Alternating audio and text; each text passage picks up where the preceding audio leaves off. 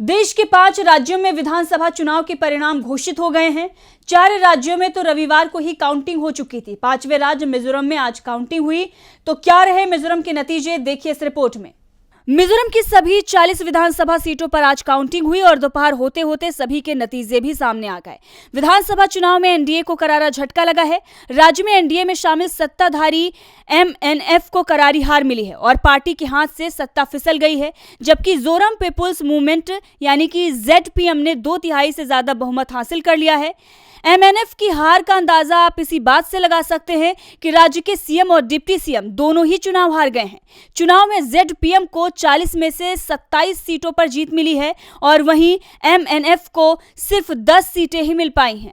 राज्य के CM Zoramthanga Aizawl east 1 से चुनाव लड़ रहे थे, जहां से उन्हें हार का सामना करना पड़ा है। सीएम जोरमथंगा को जेडपीएम के उम्मीदवार ललथनसंगा ने हराया है। अब आपको बता दें कि मिजोरम विधानसभा के लिए राज्य के 8,57,000 मतदाताओं में से 78% से अधिक लोगों ने वोट किया।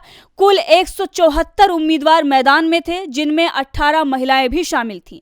एमएनएफ, जेडपीएम और कांग्रेस ने 40-40 सीटों पर चुनाव लड़ा, जबकि भाजपा ने सिर्फ 13 सीटों पर ही उम्मीदवार उतारे थे।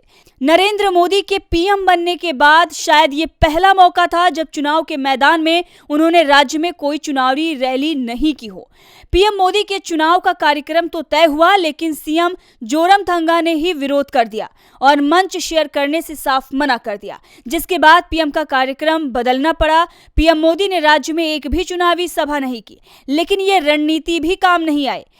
एमएनएफ की हार का कारण मिजोरम का पड़ोसी राज्य मणिपुर माना जा रहा है। कई महीनों तक जहां हिंसा जारी है और राज्य में बीजेपी की सरकार है, ऐसे में एनडीए का हिस्सा होना एमएनएफ को भारी पड़ रहा है। अब आपको बता दें कि भारी बहुमत से सत्ता में आ रही जोरम पीपुल्स मूवमेंट के नेता लाल दुहोमा हैं। लाल दुहोमा एक पूर्व आईपीएस अधिकारी है। वो पूर्व पीएम इंदिरा गांधी की सिक्योरिटी भी संभाल चुके हैं। उनकी पार्टी ने दूसरी बार विधानसभा चुनाव लड़ा है। साल 2018 में जेडपीएम को 8 सीटें मिली थी, जबकि साल 2023 में पार्टी ने 2/3 बहुमत से जीत दर्ज की है। डीवी लाइव की रिपोर्ट।